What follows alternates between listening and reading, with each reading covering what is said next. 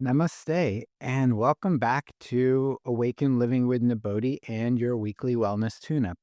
This week, I wanted to discuss one of my favorite plants in the world, Tulsi or Tulasi, holy basil. Tulsi, it's not just a medicinal herb. Tulsi is a sacred plant that's been revered throughout the world for millennia. And in the Vedas, she's known actually as a goddess, as the embodiment of the goddess Lakshmi. And in Ayurveda, she's known as the incomparable one. So Tulsi is a goddess. She's a healer. She's a spiritual protector. And on a biological level, she is one of the most powerful adaptogenic herbs we know of. In India, Tulsi has been worshipped for more than 7,000 years that we know of. And she's this incarnation of the goddess Lakshmi, the beloved of Vishnu. And if you go to India, if you look at pretty much every house, there's a Tulsi plant, usually in the front of the house, maybe in all four directions. Here in my house, I have Tulsi planted all over the place. And it's thought that, number one, she protects the house. She protects the land that she grows on. But it's also said and proven scientifically that the air around her is super purifying, and that makes her sacred and gives this protective quality. One of the healthiest things we can do is just go sit in a garden of Tulsi and breathe, do some pranayama. But from the Vedic Puranas, she's one of the most revered plants there is, the most sacred plant there is.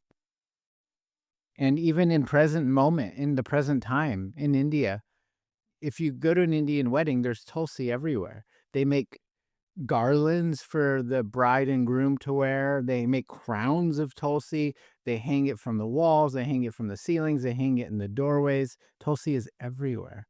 And I even heard recently, someone was telling me, because I was telling them that I grow Tulsi, and they were telling me that in the Greek Orthodox tradition, Tulsi was used to make their holy water. And so they would infuse the water with the Tulsi leaves, and then they would splash that on the people to bless the people. So it makes sense because in Ayurveda, it's a highly sattvic plant. It's the principle of light. It's the principle of clarity. It gives that perception. So when the mind and the heart is light, we can perceive the divine, right? But on an Ayurvedic level, Tulsi says that it said that Tulsi increases our ojas. It strengthens our ojas, our cellular vitality and immunity. It strengthens the prana, our life force. Those are the two most powerful forces in the body. And that when we have good ojas, when we have good prana, we're filled with joy and vigor and a healthy immune system and great intelligence and great perception and communication and all the beautiful, wonderful things about life, all from Tulsi. It said that Tulsi purifies our koshas, our aura, and it dispels lower vibrational energies on a physical and spiritual level. And so traditionally, Tulsi was used way beyond just making a tea or a tincture or a capsule. It was used for medicine, but it was also used for prayer. It was used in the morning puja. And they would actually drink Tulsi ceremonially with reverence and with mantra. You know, in the modern culture, in the modern New Age spiritual circles, we have tea ceremonies everywhere. There's a cacao ceremony every week, a matcha ceremony, a pu'er ceremony. They're everywhere, all over the place. So I recommend, if any of you out there are running tea ceremonies, start having tea ceremonies as well with Tulsi. You learn the Tulsi mantras and do Tulsi tea ceremonies. They would use the Tulsi also as incense. They would burn the dried Tulsi leaves. They made essential oils out of it to purify the space. Meditating beside the Tulsi plant opens the heart, opens the mind. It makes the mind so peaceful. And there's also a tradition in India, and I do it here at my home, is of circumambulating the Tulsi plant while chanting specific mantras to Tulsi. If you want to know all the Tulsi mantras, you can just look on YouTube or Spotify. The Tulsi mantras are there. But in the traditional bhakti tradition, Tulsi is the goddess Lakshmi, and it was used to align with our heart chakra, the Anahata chakra, and really restore or help us to restore that relationship with the divine. So, some of the properties for Tulsi from an purely Ayurvedic perspective, the properties of Tulsi, the taste, the rasa, is both pungent and bitter. And the potency, the virya, it's generally considered to be heating. And the vipak, the post-digestive effect, is considered pungent as well. And so for the doshas, how that's going to affect the doshas, these warming things, it's typically going to pacify both vata and kapha dosha. And it has the potential to maybe aggravate pitta if it's used in excess. And I don't know what excess actually is with Tulsi because I'm pitta and I consume a lot of Tulsi, and I personally do not find it too heating. I love the sattvic quality of it because it often softens my very rajasic mind. So I don't feel that it's too heating. I don't know what quantity you would have to take for it to be too heating. But if it is, then take it with something that's cooling to balance it out. I often like to take it with cumin, coriander, and fennel tea because that's excellent for pitta. But Tulsi is known to increase Agni, that digestive fire. And in that, it's also a rasayana. It helps us to digest our food and rejuvenate and strengthen our tissues and life force. So some of the key actions based on this in Ayurvedic terms, it's it enkindles the digestive fire and it reduces congestion and anxiety. It's balancing kapha congestion and reducing vata anxiety. It does have antimicrobial properties. It supports the heart. It clears the respiratory channel, and it improves the intellect and our mental clarity.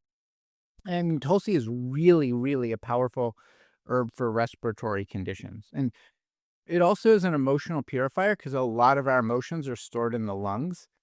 But as a lung tonic, it's often mixed with many different things, especially ginger, pipali, the Indian long pepper, yashti madu, that's licorice.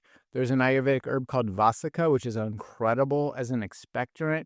It can be mixed with cardamom. There's another Ayurvedic herb called pushkarma, which is known as L-campaign in the West. And even Tulsi can be mixed with lots of Western herbs because Tulsi grows all over the planet.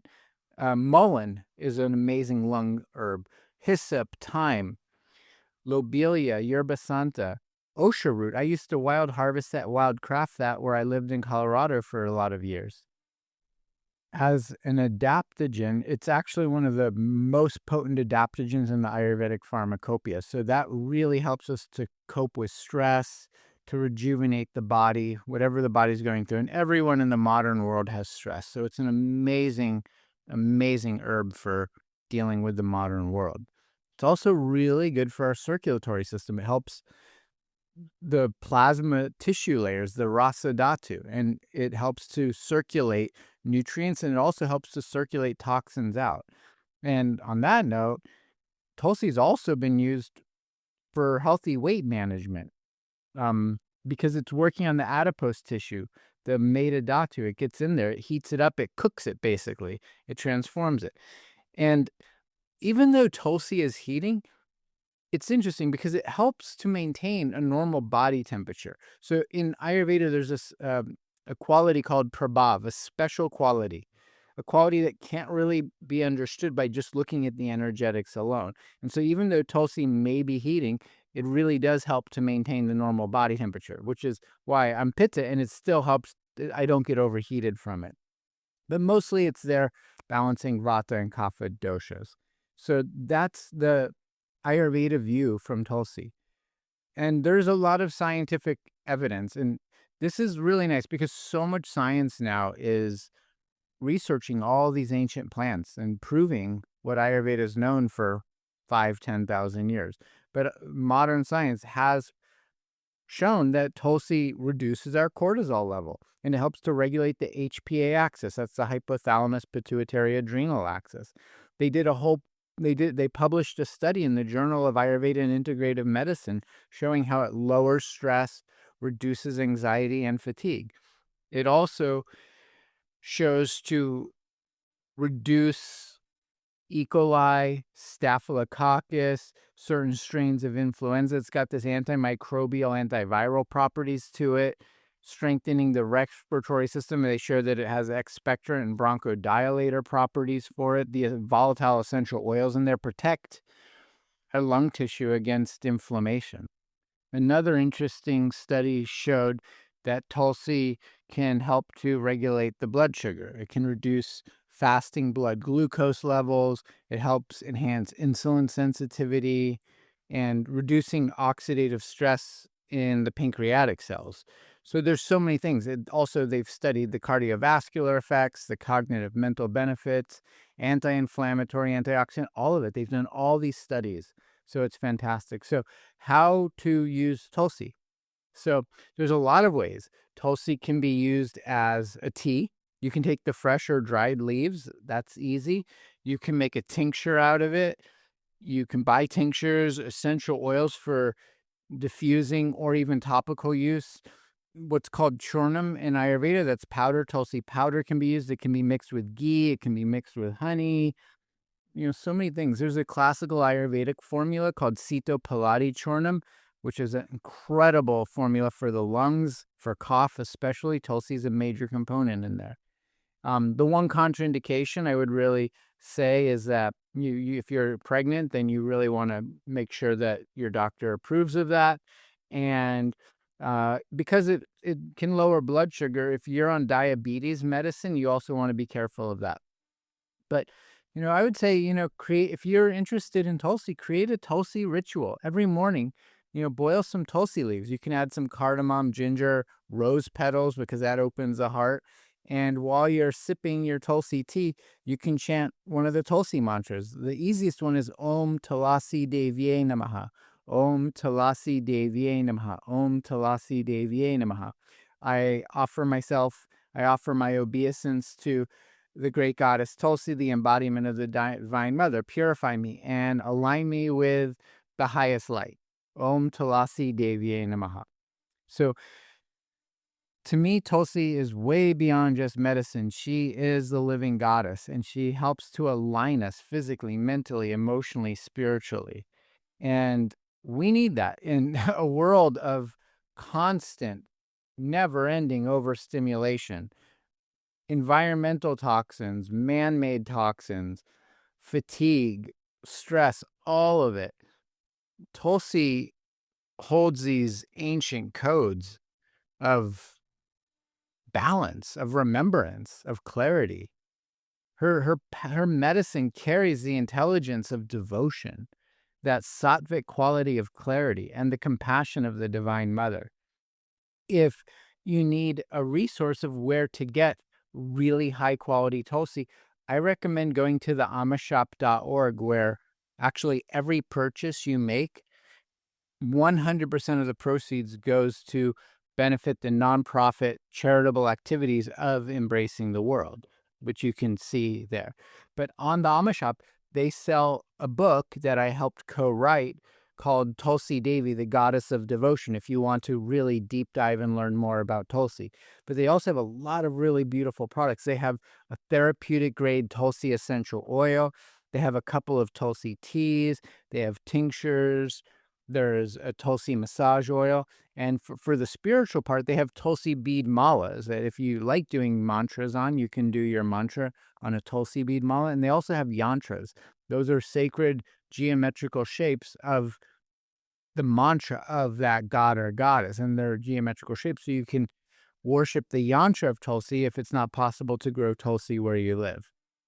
So the amashop.org, amazing one-stop shopping for most of your Tulsi products and the highest quality.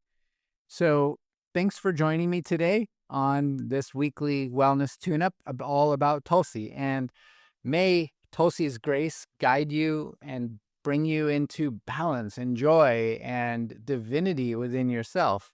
And if you feel inspired by this episode, share it with someone who you think can benefit. And so many people who listen to this podcast are not subscribed. So please subscribe. It helps me. It helps get the message out further. It helps the algorithm spread it to more people. Leave a review, share your comment, share your experience with Tulsi, help others find this healing work. And if you want to go deeper in your Ayurvedic journey, I now have a complete Ayurveda home course, which you can find on my website, Nibodhi.com. Until next week, may your hearts be filled with love, and may that love be expressed in everything you do. Before you go, if you've been curious about Ayurveda and want to actually understand your body and start applying it into your daily life, I built the complete Ayurveda course for exactly that. It contains more than 30 years of education and practice distilled into 50 lessons, with over 10 hours of content, guided meditations, personalized assessments, and so much more. It's designed so you'll feel real shifts as you go through it. You'll experience more energy, better digestion, increased mental clarity, and a deeper sense of balance. Lesson by lesson, it's all there. So go to Nibodhi.com/courses to learn more.